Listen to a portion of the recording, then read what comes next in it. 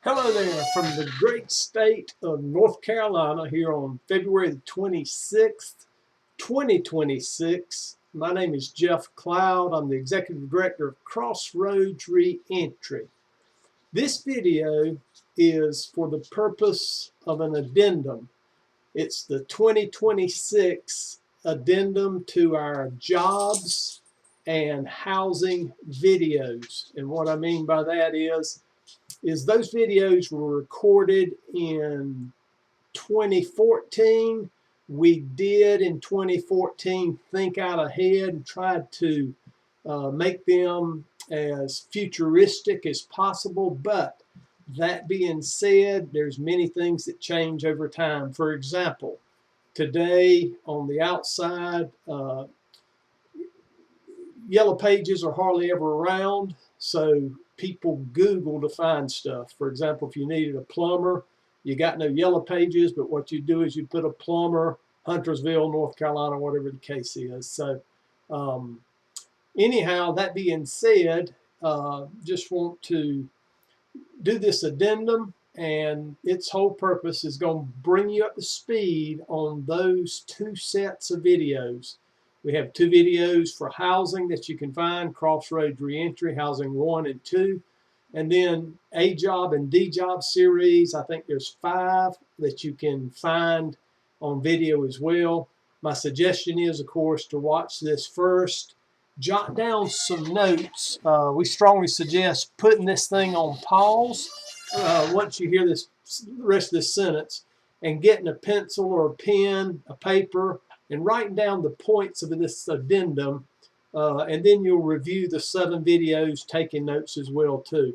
Now the reason I say all this is, to give you an example, we are Crossroads Reentry. We help people in prisons and jails as they're coming out to basically have all their needs met. And the biggies right now, of course, are housing. Many people don't have a place to live when they get out, or down the line trying to find an apartment, for example. But the point being that housing is a big need, and then second is jobs. And we believe that we don't know of anybody else in America that's doing it at the level that we're doing, helping people. For example, in 2024 and 2025, we connected with 100,000 releasing inmates across the United States of America. Now, I'm going to say that again. We connected with 100,000, over 100,000 releasing inmates coming out across America. Thousands and thousands and thousands reached out to us for home plan help before they got out, meaning not having a place to live when they got out. We got them information on places they could possibly get into before they got out, and most probably did get into before they got out by connecting with us. And then secondly, we've helped a gazillion people coming out of prisons and jails with 1 million felonies on their record get jobs quickly. And when I say quickly, we're talking about if they get our information and do what it says, we typically see them get at least an interview within just a few days. So again, put it on pause, come back to this, get your pencil ready, put the notes down that I'm going to talk about today so they'll be relevant for as you watch the rest of the videos.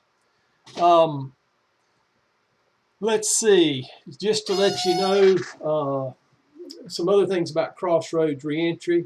We've taught over 100 classes in prisons, substance abuse treatment, and that's just in 2025. So in other words, we're currently in, not counting tablet, but we're in at least 2 live prisons where we go in person, and we have one, the Carolina's largest treatment center, substance abuse treatment center. We're in there as well too. We've got approximately a half a dozen teachers or so who come alongside of me, as well as some of our key teachers, and we get information to teach. We had over 2,000 people reach out to us from the outside, we call it, after they were out mainly. For example, somebody calls from the outside after they've been released. Mr. Cloud, I need a job. Mr. Cloud, I'm in Chicago, Illinois. I need food, whatever the case may be on those needs. And the biggies, by the way, are housing. Secondly is jobs. Third would be food and clothes. Fourth, fifth, and sixth, and seventh, and that fifth, sixth, and seventh in those regions would be the medical, the dental, the vision, those type things that most of us need. For example, I've got glasses now, and this helps me to read a little bit. Most time I can get by without glasses. And oh, by the way, you're seeing all kinds of stuff in my background here. I'm recording this from my home office, and I got a kayak paddle back there on that side, and some kayak stuff. Got grandkid stuff in case grandkid happens to be here in the office. I take care of him, and he needs, I reckon that's a little worm for my young grandkid there, grandson. Use a bicycle back there, exercise bike, never used for anything really other than store stuff on. Need to get rid of that. But anyhow, over 2,000 reached out to us. And just last year in 2025, we started up our tablet series through Addendum. And we see that 7,000 inmates connected with us on tablets across the United States of America. We anticipate that number to go up greatly this year as the word gets out in prison that we're the real deal. And when I say the real deal, we as Reentry, we go into the prisons, we go into the treatment centers, we've been in the jails for decades, and all of that being said, we know what goes on inside the prisons. We also know what goes on outside the prisons as we deal with thousands of people each year on the outside with every need you got imaginable. So we offer that to you, and I'll move on to my next point. And at my age, you have to be a little patient with me. I'm 66. I used to could do this kind of stuff and just rattle it off my brain. But as I've gotten a little older, like a lot of people do, the brain ain't quite what it used to be as a younger man. So be patient with me as I grab my little sheets here that tell me what I want to tell you about. Our intro letter is being revised in case you get an intro letter on your tablet relative to Crossroads Reentry, to tell you of 26 states that we have home plans for in counties population up to 100,000. So 26 of our 50 states in the United States of America, we at Crossroads have home plans that are already done for counties that are 100,000 and above. And the way to think about this is rural counties, there's nothing there. When I say rural counties, it's the type of place that you might have a little small town, has 9 stoplights, for example. A town that size typically is about 5,000 people. And let's say that's the biggest town in that county, where your county is probably going to be 25,000 or less. And typically there's no transitional houses there, no Oxford houses, so we don't even bother looking for places like that. What we do if somebody's in one of those rural counties and asks for it in those 26 states is we get them the counties that do have 100,000 closest to them, and generally a bigger county as well too. Let me give you an example. I grew up in the little county of Anson in North Carolina here. It's an hour east of Charlotte. Most people have heard of Charlotte, North Carolina. Charlotte now has about 1.3, 1.4 million people in its county of Mecklenburg. So if somebody asks me for a home plan in Anson County, there's essentially nothing there. We give them Union County, which is between Anson and Mecklenburg, meaning between Wadesboro and Charlotte. And in that county of Union, there might be 3, 4, 5 places, but we don't limit it just to that. We give that person Mecklenburg, which is an hour drive away, which would have as many as 40 to 60 places for that person to potentially get into before getting out of prison or jail, or after they're already out. Now, this year also in 2026, and it's going to be launched in the spring, but we're going to be launching 17 more states. Now, that would bring the grand total up to 43 of the 50 states, but in these 17 states, we're only going to do counties with 700,000 or more people. And the reason for this is we are limited in our time on what we can do, dealing with so many people on so little of a budget. Not many people give money to charities that help people in prison and jail when they get out. Most people would just say, throw away the key, let them rot, you know, that kind of thing. So, but these counties that would be 700,000, the reason for those is once we get those counties that have 700,000 or more, then what we will have is the top 100 population counties in America, and you could think cities as well too. Usually cities and counties kind of go together, so 700,000 to give you an example. And then of course, besides the 17 more states on top of the 26 that we go for 100,000 county and up, 17 counties would be 700,000 population and up, and then we're going to have DC home plan as well too. So if you need those, you could reach out to us for a home plan in those places. But just think, the 26 states that you'll see on our introduction level, 100,000 and more population, 17 additional states. We will do the 700,000 and above populations, which think urban areas. And so that would have 43 states. The one states that might not be much in them might be like Alaska, Hawaii we haven't done. But even then, places like Honolulu and Anchorage may have home plans. So anyhow, I state that to you you can feel free to write us if you look at the introduction letter. And of course, if we send you back something saying we haven't got it, just realize we'll tell you in there what we do have, and hopefully you'll be able to move forward from there if you need it. Okay, that's that point. Now let's move on to my next point. Housing. Housing was the #1 need by far in 2025. And here's why housing was the #1 need. I'm going to say maybe as many as 80% of the people that reached out to us, and you got to realize we get thousands and thousands and thousands of people reaching out to us by letter each year. The vast majority of them coming from prisons, they're needing a place to live before they get out. I'm going to say 90% of them. And once people are out, I'm going to say it's about 60% of our 2,500 calls or 2,000 calls that we get from people out of prison or jail need housing as well too. So if you do the math, 80% roughly of the people who contact us needing help, they need help with housing. It's usually going to be transitional housing, Oxford House, sex offender housing, and in some cases when people have enough money, and you'd see that in our housing part, to go get their own place to rent, every now and then somebody reaches out to us like that. And I'm going to say that happens maybe 2-3 times a week, that kind of deal. But housing is the #1 need by far. It's critical on the street. You can see our housing videos to get more information on that. All right. Here we're going to get into specifics of looking at the videos. Now remember the 2 sets of videos.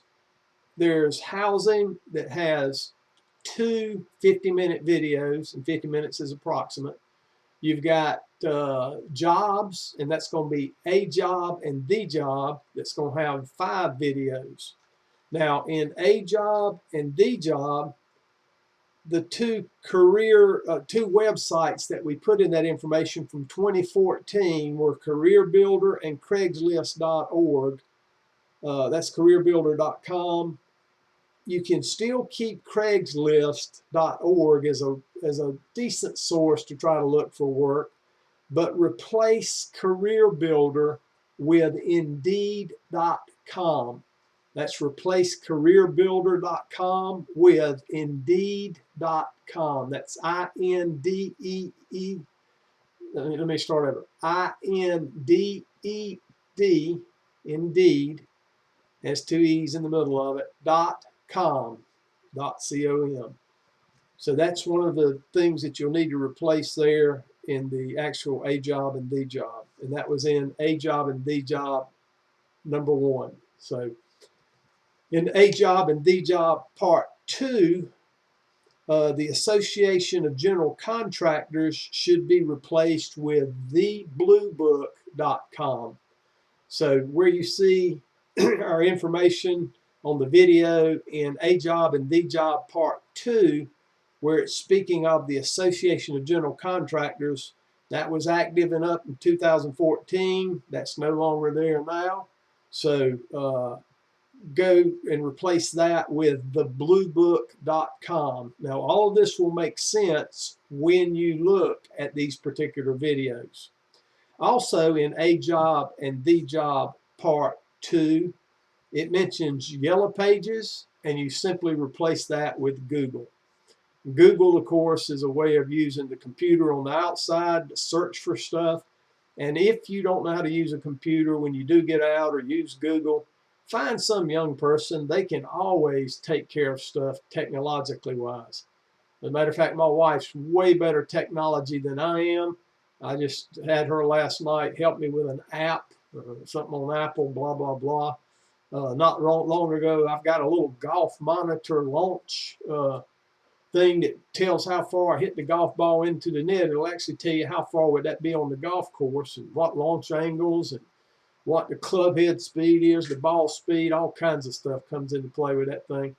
And when I first set it up, I had to get my wife to help set the app up. And then secondly, I sat there and I was using the, actually you're trying to use it, and I had it set up and it said go. It was ready to go. Put my little ball down there, golf ball, hit it. No readings, no readings. There was a 16-year-old gal that happened to be in the neighborhood, and she was with her little 6-year-old brother, and I knew that young people know technology like the back of their hand. Yep, back of their hand. All right, they know technology like the back of their hand. So I'm not bashful. I just sat there and called the young 16-year-old neighbor's daughter over here, and I said, I was in the backyard on the driveway hitting the golf balls into the net off the mat. And I said, young lady, here's my problem. I said, my wife's helped me get the app up. And I've got it, it says go, and it should be registering, but not doing right. And so lo and behold, she looked at it within 2 seconds, 3 seconds, said, you got the thing pointed the wrong way. It's measuring going that way, and you're hitting the golf ball that way. So we turned it around, and all of a sudden, ever since, it's been measuring and doing well, and I use it. It's improved my golf game substantially. But my point being, we can reach out to young people, get that help on the outside, no matter what. And by the way, that's humility, is getting God's help, and God's help as it comes through people. And then when we get our lives grounded, we turn around and serve God and serve people. For example, I've been blessed to serve close to a quarter million people, felons in 4 decades. And then also connecting with close to 250,000 people in substance abuse recovery community as well too. Now that's humility. It's reaching out first to get help from God and from people, how he'll help us. And then secondly, when we get our lives grounded, we reach out whatever our talents is to serve God and serve people. That's humility in a nutshell. People that are humble, God lifts their life up. People that are prideful, it crashes and it hurts bad. All right. Under home plans and housing, okay, under home plans and housing, you're going to see, remember that's, you may hear numbers from what they were in 2014. And what I mean by that is how much things cost. So what I'm going to do is give you what they cost currently in late February of 2026. Now this is what they cost out in the real world.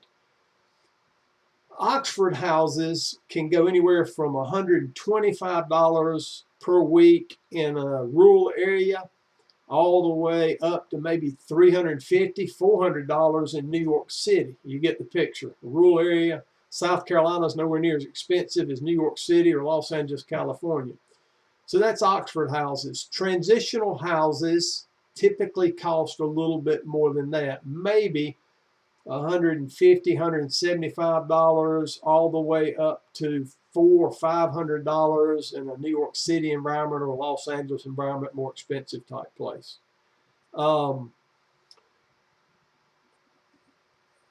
Sex offender housing would be along the lines of what transitional housing was, which I just spoke about. Rentals that don't do criminal background check. Now, we do know of some, but the keys are you have to have the cash ready to go. Secondly, whoever is going to get that rental has to be on the outside and sign a contract, so you can't get it from inside of a prison. Thirdly, If you call people up and you ain't got the money, they're going to block you. The reason being is they've got 10 people calling them today with cash ready to go for that apartment, and for every 2 apartments they've got. Now, that's some places we know of where there are landlords who say they don't do criminal background checks. Now, once you got the cash, and you'll hear the numbers here in a second, how much it costs, then you would be able to reach out to those. But here's the numbers of what it's costing out there now. To get into a 1-bedroom, 1-bath in the hood in Charlotte, North Carolina, and I'm going to say that again, 1-bedroom, 1-bath in the hood in Charlotte, North Carolina, it's going to cost, excuse me, about $4,000 cash ready to go. Now, here's why. They're going to want $1,200 deposit. They're going to want $1,200 first month rent, and the rental on the low end for 1-bedroom, 1-bath apartment in the hood is $1,200 a month. So you got $1,200 deposit plus $1,200 for the first month's rent. They want that up front, and it costs a felon now $400 deposit to get each utility cut on, and most people are going to get 4 utilities cut on. For example, here in Charlotte, you're probably going to get electricity, water, natural gas to heat, and Wi-Fi. And each one of those is going to want $400 to get those utilities cut on for a felon. Okay, so if you do 4 times $1,400, that's $1,600 just for the utilities to get cut on for a felon. So now you're at $4,000, $1,200 plus $1,200 plus $1,600. If you do the math there, that's $4,000 cash ready to go. But just realize those are the typical costs that we're talking about in early 2026. Now, the next one that I've got relative to housing is we at Crossroads Reentry have sex offender housing information for approximately half of the nation. Now, here's what's sad about sex offender housing and even sex offender convictions.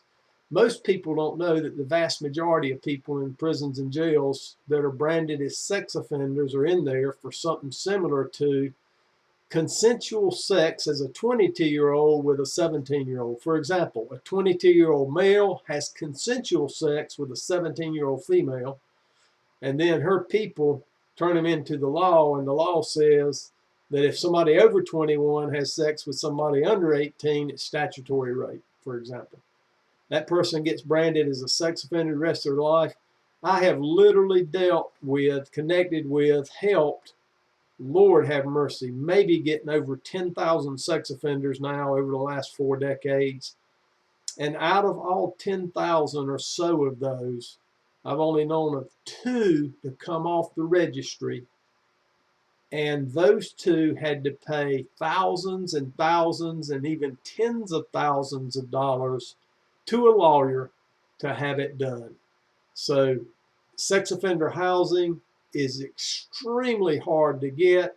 We have spent 1,000 or more hours digging out the information, calling places after places. We have probably called definitely into the thousands of places and asked them, transitional houses for example, do you take in sex offenders across the United States of America? And when they say yes that they do, they make our state list that say that they will take in sex offenders when they have vacancy. But just realize that that is now available for about half of the United States of America. For example, 50 states in America right now, and about half or 25 states we do have that information. So that is my next point. And now let's move on to the next point after that. Home plans and housing part 2. Now you will hear us say, now remember it was 2014 when that home plans and housing was composed. In that, we told people back then that if they found themselves coming out of an incarceration facility homeless on the street, then get to a hospital, sleep in an upper room where they do surgeries during the day. For example, oncology might be the 5th floor. You could go up there back in 2014 And after 5 o'clock, nobody was there. Why? The doctors weren't doing the regular scheduled surgeries after that. So somebody could kind of go around the corner there, sleep in a chair overnight, and 8 hours of sleep in a chair is like 4 in the bed. It would make you functional the next day. So we said do that, and then of course get to a shelter, reach out to us, and we would get the home plan to the staff member at the shelter if they would do that type thing. Well, now we're going to say don't try to sleep at a hospital at all, and the reason being is they're signing people in, they're checking hard when people come in at 2026 now. And basically anybody in even one of those waiting rooms, they're going to find you before you even get in. They would be arresting you for vagrancy, that kind of thing. So the bottom line is, if you find yourself after that, you're released at 5 o'clock in the evening, shelters closed down, you just got to make it on the street for overnight till you get to one of the shelters, for example, and then start the process of having a staff member at the shelter reach out to us at Crossroads. And our contact information is on everything. The letters we send out, the introduction letter, you'll see it, phone number, call us when out, that kind of thing. Don't call us while you're in prison. We don't answer the phone because we've had inmates call us, want to talk for 4 hours about a bunch of stuff that didn't do nothing but tangle us up, keep us from our mission. For example, every 15 minutes we get tangled up with something that wastes our time. Some poor chap somewhere around the country doesn't get a place to live when he gets out. We're a little wiser than that because experience made us wiser. So we say call us when you're out and leave a message. We'll call you back within 1 business day. So for example, you call us at 8 o'clock on a Monday morning. We'll be calling you back no later than 8 o'clock Tuesday morning. More than likely we'll be calling you back on Monday. But you be ready for that call back. We'll give you the help. The reason being is we're helping so many people. So few people volunteer with us to do this work, and so few people contribute to us financially, simply because, again, people think people in prisons and jails lock the key, throw them away. I mean, throw the key away, lock them up, throw away the key, to heck with them. So anyhow, that part is now a no-no. Next point is in-home plan and housing part 2. The 7 questions we had are down to 6 now. In the 7 questions we had, one of them was what county of conviction you were in. And the reason for that was we were more North Carolina local only in 2014, and that was a North Carolina specific question that needed to be answered back then. It has since changed. We don't need to answer to that question anymore, so we backed off on our home plan questions down to 6 of them only. Once somebody gets those 6 simple questions answered, then we get them a home plan. Just to go over them real quickly to show you how simple they are. Number 1, are you a sex offender? 2, when do you get out? 3, are you willing to go to AANA on the outside? That's Alcoholics Anonymous, Narcotics Anonymous, Celebrate Recovery on the outside. Number 4, where do you want to go? Give us a county and state. If you can't give us the county, give us the city and state. Number 5, do you have any money to get a place? The reason that question's asked, people who have enough money go get an apartment, we want to give them that information. People who don't have enough money go get an apartment, we don't need to give you that information. It creates extra work.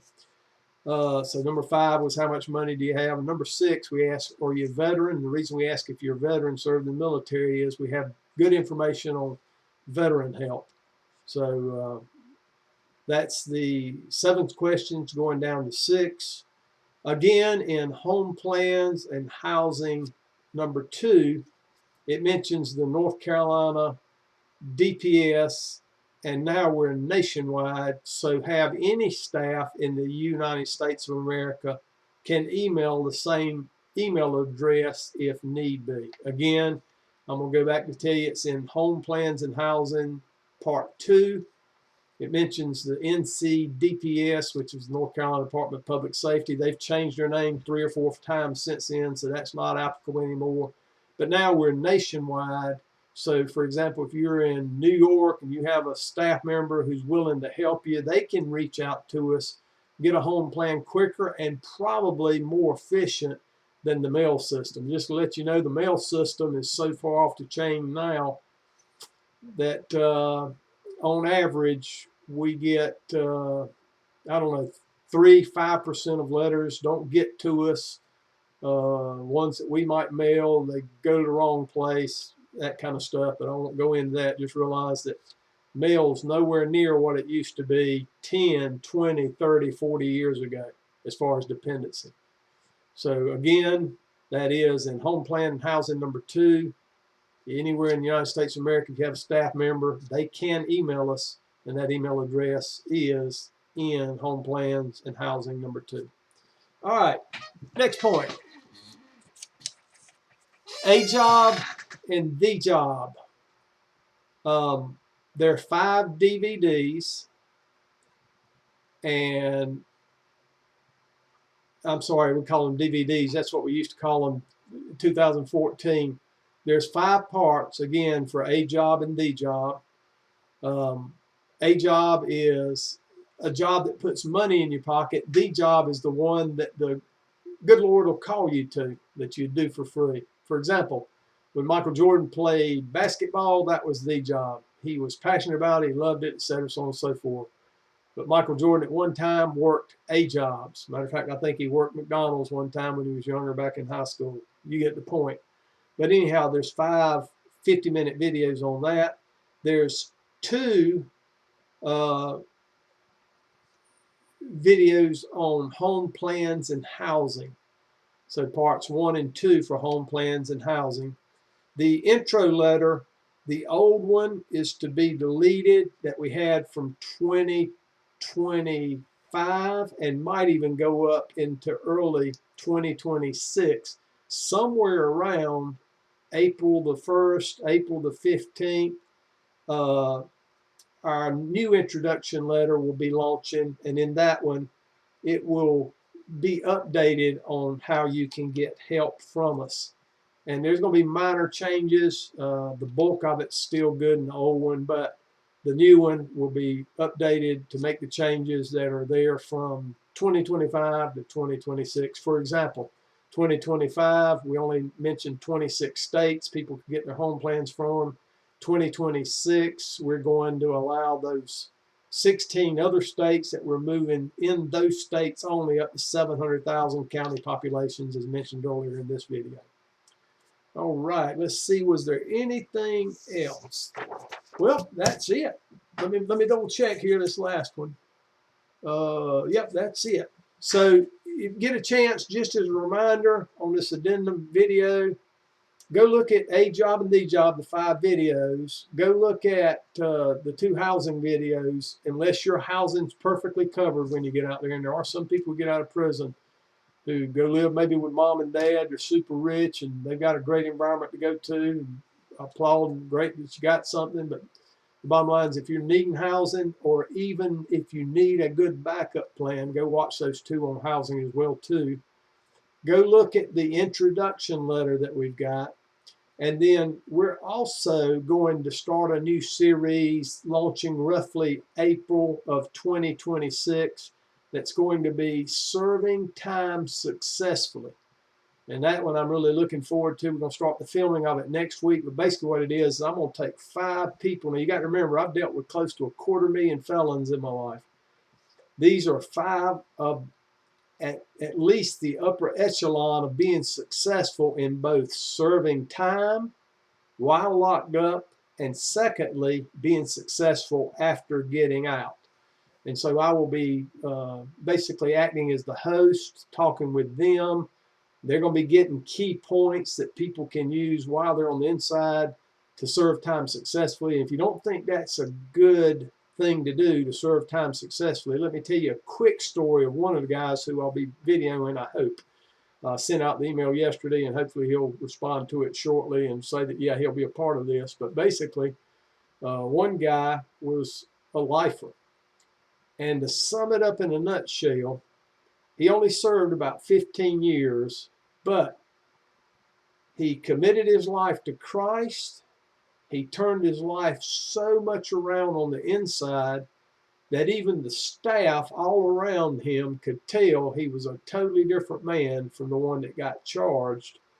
And lo and behold, he found himself out. He's been out about 15 years now. He works in a hospital. He's beginning to volunteer, actually started the process already of volunteering to go into a maximum security prison about an hour's drive from our home office here in Huntersville, North Carolina. And he's going to start teaching reentry classes up there. And we've already got one reentry teacher up there who will help with the training. And then also we look forward to having him as one of the 5. Hopefully we'll get all 5 of them on board for this.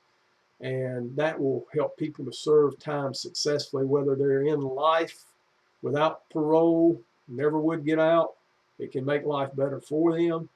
Or short timers, this is how you can serve the rest of your time. Or you can just go to it and glean principles, because the principles are going to be true inside and outside. Principles are very, very important. For example, one principle I've discovered that I have to do no matter what is respect authority. When I respect authority, my life goes better. If I don't respect authority, my life will get worse. How do you know that? It's been true now for 66 years.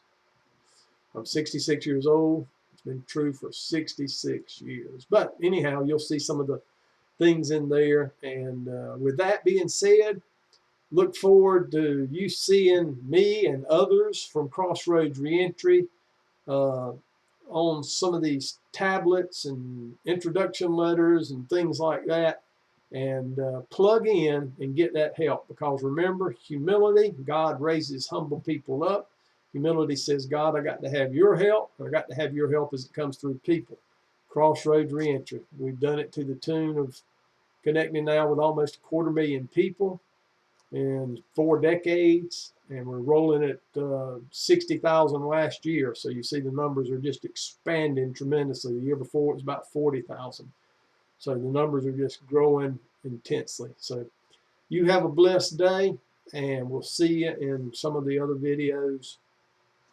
Sayonara, signing off.